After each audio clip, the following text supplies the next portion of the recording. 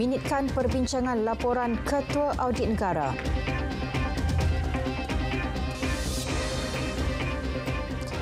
Assalamualaikum, salam Malaysia Madani. Berita tengah hari bersama saya Nurul Zahira Razi. Minitkan perbincangan laporan Ketua Audit Negara LKAN. Arahan diberikan Perdana Menteri Datuk Seri Anwar Ibrahim kepada Ketua Jabatan, Ketua Pengarah dan Ketua Setiausaha.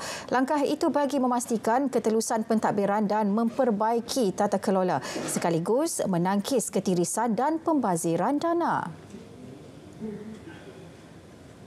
Saya akan cadang kepada KSN supaya semua ini diminitkan.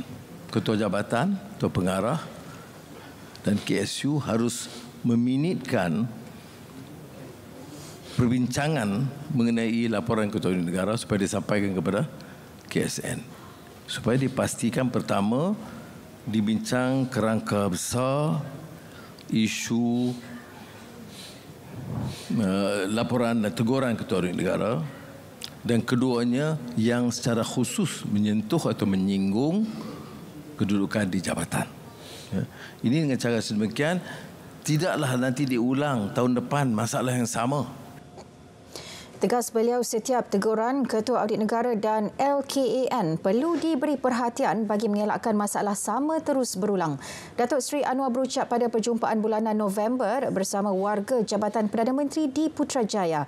Hadir sama pada perjumpaan bulanan itu Timbalan Perdana Menteri Datuk Seri Fadilah Yusof dan Ketua Setiausaha Negara Tan Sri Zulkifli Ali. Dalam pada itu, Datuk Seri Anwar memberitahu hubungan dua hala yang baik Malaysia-Mesir membolehkan bantuan kemanusiaan dari Kuala Lumpur dihantar ke Palestin. Ia terbukti apabila Presiden Mesir Abdul Fattah El-Sisi mengotakan janji memudahkan urusan bantuan kemanusiaan tersebut melalui sempadan Rafah, Gaza. Umpamanya bila saya jumpa Presiden Abdul Fattah Sisi, perbincangan ya juga empat mata, kerana selalu memimpin kalau bercakap cara dengan kumpulan yang ramai itu, mereka tentu tidak senang kalau kita memberi teguran atau rayuan yang berbeza dengan dasar negara mereka. Dalam pertemuan itu saya terkesan dengan pertemuan itu dan sentimennya sangat baik, dan saya minta supaya diberikan keutamaan kalau ada bantuan kemanusiaan dari Malaysia. Dan alhamdulillah dia pegang berjanji.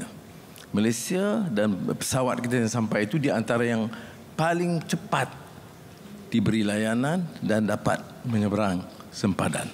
Sebab itu saya katakan hubungan dua hala itu perlu ditingkatkan. Sementara itu, bagi meredakan ketegangan yang memuncak di bumi Palestin, pemimpin dunia Islam akan mengadakan pertemuan berhubung isu terbabit. Kita telah menghubungi pemimpin dunia Arab dan Turki, malah Iran juga, untuk mengadakan perbincangan di kalangan kepala-kepala negara. Saya mulanya mengusulkan bahawa jangan hanya di kalangan pemimpin negara Islam, kerana Brazil, Ireland, Rusia, China itu punya pendekatan yang lebih lunak. Bolivia ya, dengan pendirian untuk mempertahankan hak kemanusiaan. Tetapi bila berbincang dengan pemimpin, belum ada konsensus untuk membawa negara-negara luar negara Islam. Jadi keputusan sekarang ini yang kita bincang dengan Muhammad bin Salman, Presiden Erdogan Turki, itu ialah untuk mengadakan dalam tempoh segera, mungkin dalam 1-2 hari ini tetapkan beberapa tarikh yang boleh mempertemukan pemimpin negara Islam. Perdana Menteri juga memberi reaksi positif berhubung sokongan padu diberikan penduduk dunia kepada rakyat Palestin. Ini kerana banyak himpunan dianjurkan di banyak lokasi seluruh dunia sejak perang tercetus. Pelbagai bentuk bantuan kemanusiaan yang cuba sampai ke Palestin dibelenggu birokrasi rejim Zionis.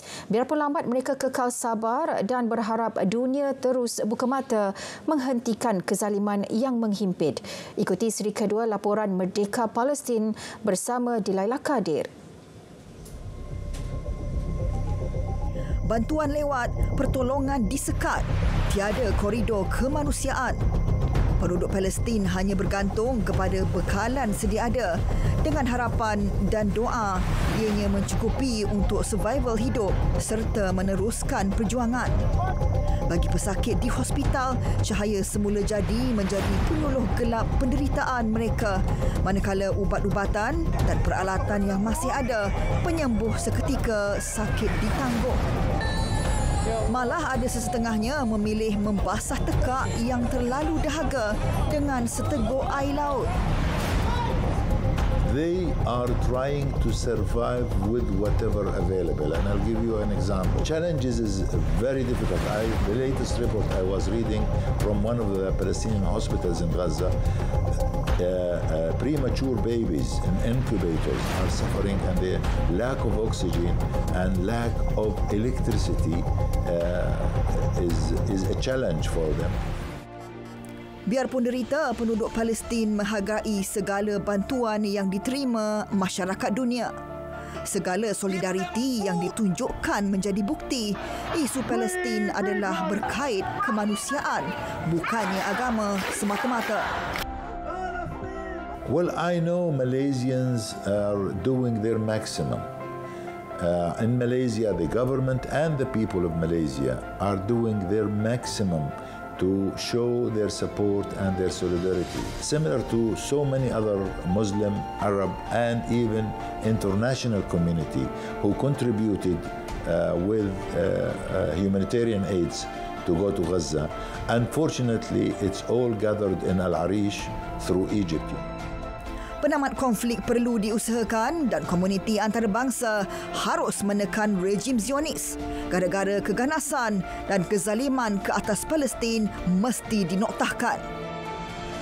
And I personally believe war is not the solution. War is not the solution. International community is responsible of implementing an immediate ceasefire. The ceasefire is the most urgent top priority need at the moment, facilitating a humanitarian corridor to enable all humanitarian needs facilitated to go into Gaza. Beside these two top priority things, to stop the Israeli settlers' terrorism against Palestinians in the West Bank and in Al-Quds. Keamanan tanpa melalui peperangan.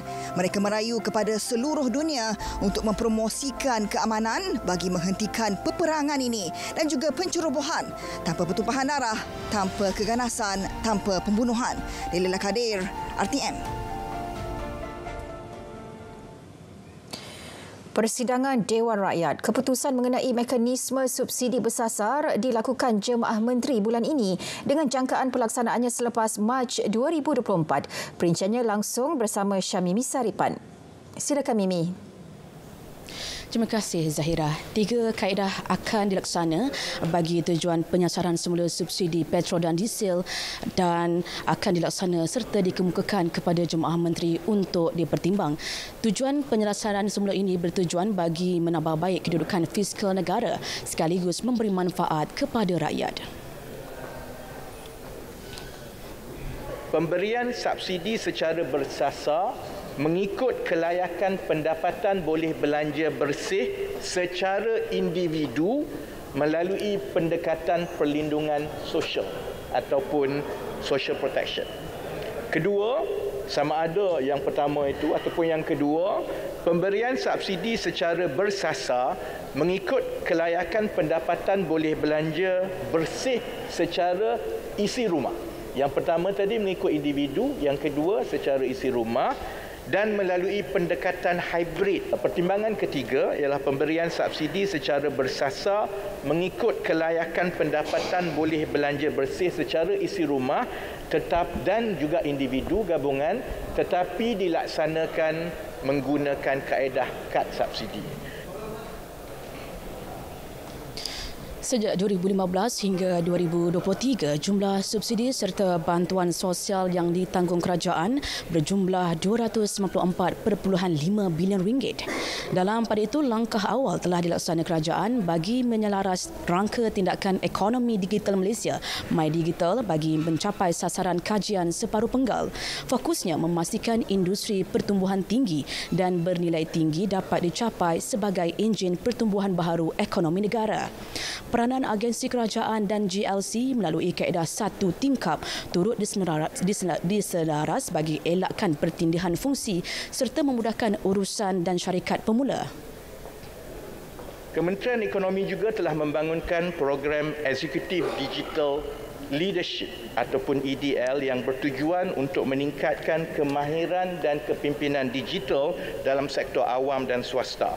Program yang dibangunkan khas oleh Asia Business of School ASB dengan penglibatan syarikat-syarikat teknologi digital dunia seperti IBM, Microsoft, Google, Amazon Web Services dan juga Shopee. Penglibatan pegawai di peringkat pengurusan tertinggi dari sektor awam akan dapat menyumbang kepada transformasi pendigitalan di organisasi awam dan syarikat swasta, dan pengambilan kohort pertama telah bermula dan dijangka kelas ataupun kohort pertama itu akan mula masuk kelas November ini. Perkembangan selanjutnya, 8 jenis komoditi makanan diberi perhatian bagi meningkatkan keterjaminan dan mengurangkan kebergantungan import. Ini melibatkan beras, sayuran, buah-buahan, daging dan telur ayam atau itik, daging lembu, susu segar dan ikan makanan. Pada 2022, kadar sara diri untuk kesemua item berkenaan mencatatkan 108.9% bagi telur ayam dan itik, 90.2% ikan makanan serta 78% bagi buah-buahan. Manakala beras 62.6%, susu segar 57.3%, sayuran 44.7% dan daging lembu sebanyak 14.7%. Untuk menjawab sama ada matlamat itu realistik atau tidak, kalau kita lihat daripada 8 ini bahan makanan utama yang tadi saya sebutkan yang tadi itu, ada yang kalau lihat jurang daripada sasaran sekarang berbanding dengan target adalah dekat.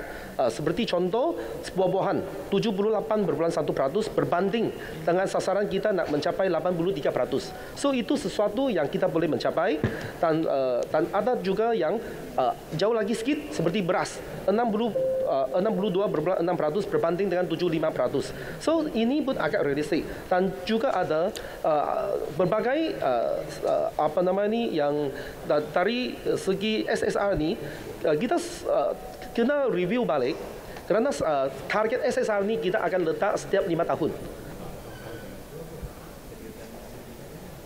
Beliau menjawab soalan Wakil Tampin Datuk Muhammad Isa mengenai produk makanan yang diberi tumpuan kementerian. Saudara, Dewan turut dimaklumkan berkaitan inisiatif bagi menangani masalah perubahan iklim semasa.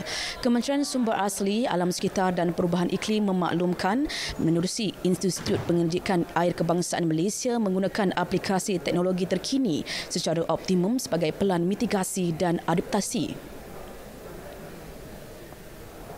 Teknologi sensor, peranti pintar, internet kepintaran, Internet of Things (IoT), kepintaran buatan, Artificial Intelligence (AI), analitika, tata raya, pitata analitiko, PTA dan komputeran prestasi tinggi (High Performance Computing (HPC).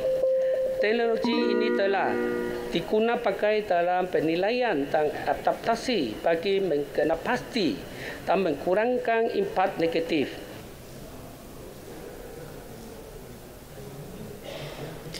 Penuhi permintaan dan kehendak industri selain menjadi rujukan utama kepada institusi latihan kemahiran.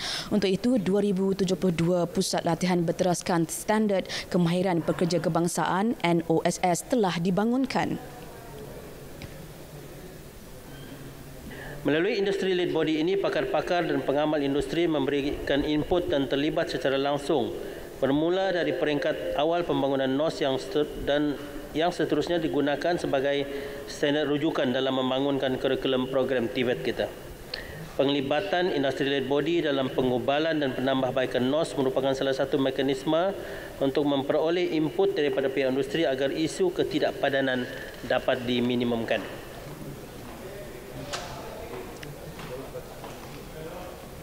Dewan berhenti rehat seketika dan akan menyambung kembali persidangan pada 2.30 petang nanti. Dan sekian perkembangan dari Dewan Rakyat dari Sungai hingga ke Segara, Palestin pasti merdeka. Kembali bersama Zahira di studio. Baik, terima kasih Mimi.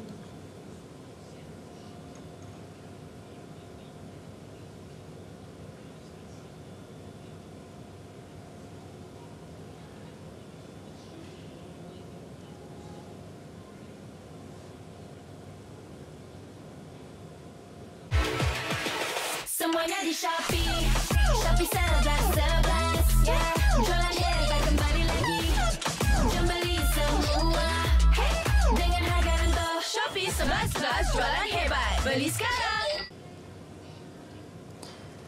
Pasukan Forensik Digital Cybersecurity Malaysia diperakui Polis Antarabangsa Interpol sebagai penyumbang utama kepada pembangunan Interpol Guidelines for Seizing Virtual Assets. Garis panduan Interpol itu menyediakan kaedah komprehensif bagi melaksanakan penyiasatan aset maya termasuk mata wang kripto kepada pegawai penyiasat dan pakar perundangan daripada 194 negara anggotanya. Menurut Menteri Komunikasi dan Digital Fahmi Fadil, ia satu pencapaian yang amat membanggakan. Perakuan Interpol itu merupakan pengiktirafan kecekapan pakar forensik digital cyber security Malaysia.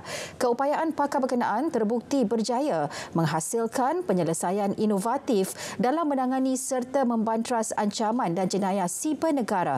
Garis panduan tersebut dilancarkan pada persidangan penguatkuasaan Undang-Undang Forum Teknologi Baharu Interpol kedua 12 Oktober lalu di Nuremberg, Jerman.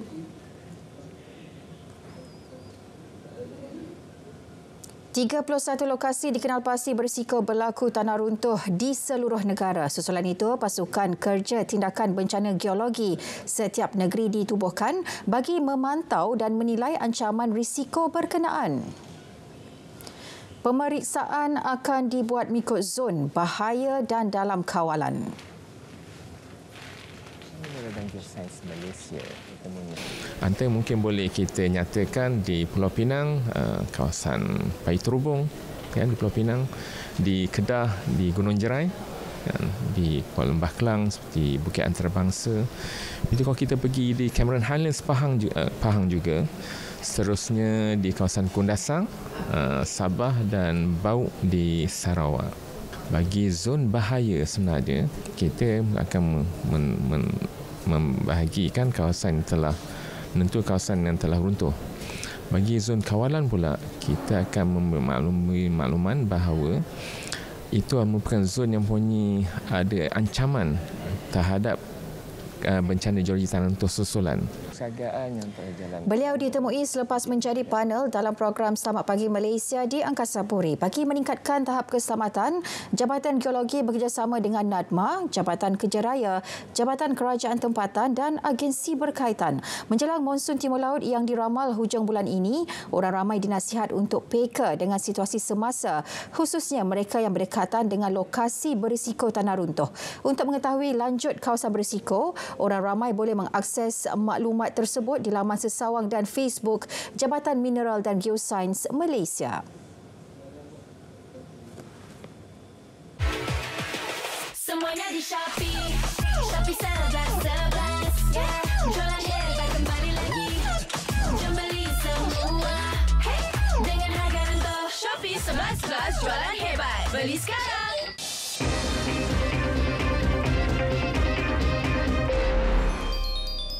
Bursa Malaysia di Bukit Tinggi mengambil petunjuk daripada penutupan semalaman Wall Street yang positif pada Jumaat. Indeks FBM KLCI naik 10.77 mata kepada 1,460.70 mata setakat pukul 12.30 tengah hari tadi. Di kaunter saham paling aktif, Vitas Diversified Berhad kekal rata pada setengah sen. SM Track juga tidak berubah pada 4.5 sen, manakala DNAX meningkat 2 sen kepada 44.5 sen. Sementara itu, kaunter saham paling untung menyaksikan MPI naik RM1.08 kepada RM27.06. Aeon Credit meningkat 26 sen kepada RM11.70. Nestle pula menokok 20 sen kepada RM123.80. Nilai ringgit dibuka kukuh berbanding dolar Amerika Syarikat kerana kitaran kenaikan kadar faedah Amerika Syarikat yang disifatkan akan berakhir untuk tahun ini sekaligus mengurangkan sentimen risiko. Pada 12 tengah hari, ringgit diniagakan pada 4.66 berbanding dolar Amerika. Berbanding dolar Singapura, ringgit disebut pada 3.44 dan berada pada 3.11 berbanding yen. Ringgit diniagakan pada 5.77 berbanding pound sterling dan disebut pada 5.00 berbanding euro. Manakala berbanding baht, ringgit didagangkan pada 13.15.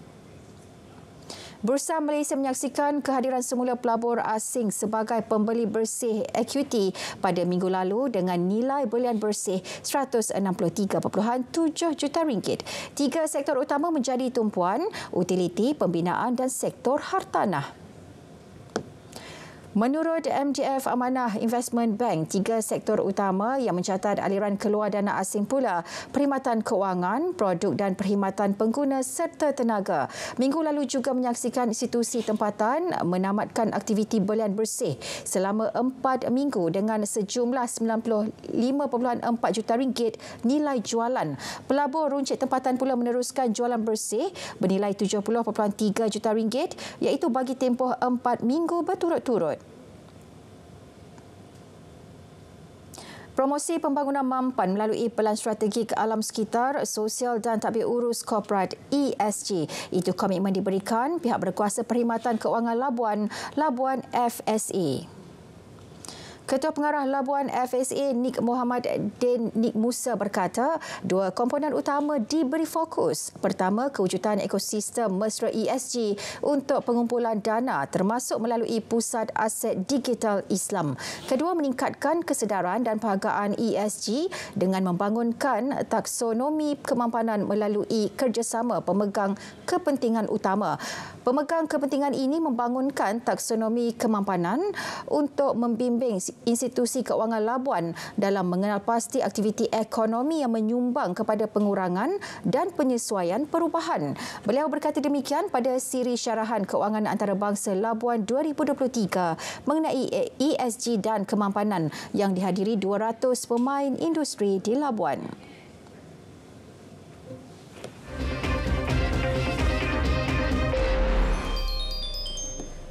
Tentera Israel mendakwa kota Gaza telah dikepung sepenuhnya dan jalur pantainya dibahagikan kepada dua. Jurucakap Angkatan Pertahanan Israel IDF Daniel Hagari berkata, ketika ini terdapat bahagian utara dan selatan Gaza. Menurut Hagari, ia merupakan peringkat penting dalam perang Israel untuk menekan Hamas. Media Israel melaporkan tentera Zionis dijangka memasuki kota Gaza dalam tempoh 48 jam. Rejim Zionis itu turut menyeru penduduk untuk bergerak ke selatan. Sejak Selasa, tentera Israel telah mengumumkan bahawa pertempuran sengit sedang berlaku di dalam semenanjung Gaza berikutan pencerobohan dari pelbagai kawasan. Letupan kuat dilihat di utara Gaza selepas waktu malam tadi. Sementara itu, talian internet dan telefon di semenanjung Gaza disekat Israel pada Ahad malam. Ia sekatan kali ketiga sejak bermulanya perang Israel-Hamas pada 7 Oktober.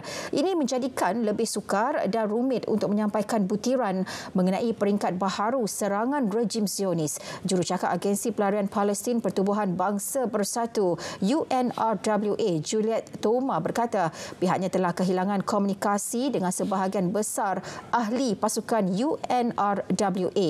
Gangguan rangkaian telekomunikasi pertama di Gaza berlarutan selama 36 jam dan yang kedua selama beberapa jam. Hampir 10,000 penduduk Palestin di semenanjung Gaza terkorban dalam serangan ganas rejim Zionis dalam tempoh sebulan. Lebih 73% korban terdiri daripada kanak-kanak, wanita dan orang tua. Kementerian Kesihatan Palestin berkata seramai 153 lagi mati di tebing barat dalam tempoh berkenaan, sementara angka cedera meningkat kepada lebih 24,000 di Gaza dan 2,200 di tebing barat. Keganasan Israel itu juga menyebabkan 70% daripada 1.5 juta penduduk Palestin hilang tempat tinggal. Pada Sabtu, sekurang-kurangnya 15 orang terbunuh, manakala lebih 70 lagi cedera dalam serangan udara Israel yang menyasarkan sekolah Al-Faqura di kamp pelarian Jabalia di Gaza. Serangan terbaharu termasuk pengeboman ke atas lebih banyak sekolah, 2 ambulans dan sekitar 3 hospital hingga menyebabkan kematian. Tangki takungan air di Timur Rafah baru-baru ini turut dibedil rejim Israel.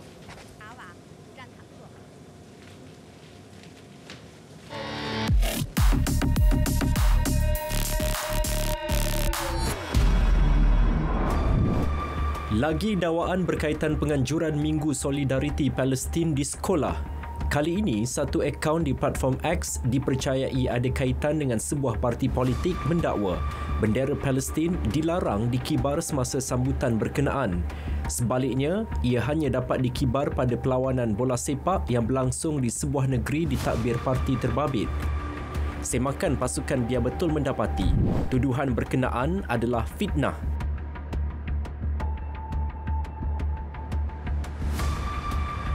Tiada sebarang larangan oleh Kementerian Pendidikan seperti yang dituduh pihak tersebut. SOP dalam bentuk infografik yang dihebah kepada umum juga tidak langsung menyentuh larangan yang didakwa. Pada masa sama, murid dan pelajar sekolah bebas mengibarkan bendera Palestin sepanjang penganjuran Minggu Solidariti di sekolah.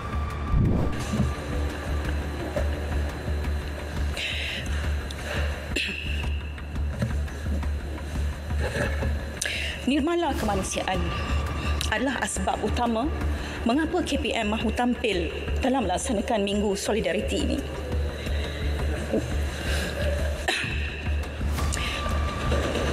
Anak-anak, yang berhormat, anak-anak yang didedahkan dengan 1001 emosi memerlukan panduan dan pedoman dalam menavigasi emosi ke arah yang lebih murni. Ini bukan soal siapa yang terpaling Palestin. Ini bukan soal siapa yang tunduk kepada desakan-desakan dangkal yang memilih antara dua kemanusiaan. Ini bukan soal itu. Henti sebar fitnah. Penyebaran maklumat sebegitu merupakan kesalahan. Terima bahan fitnah atau maklumat palsu, segera lapor ke SKMM. Biar betul, tak pasti, jangan kongsi.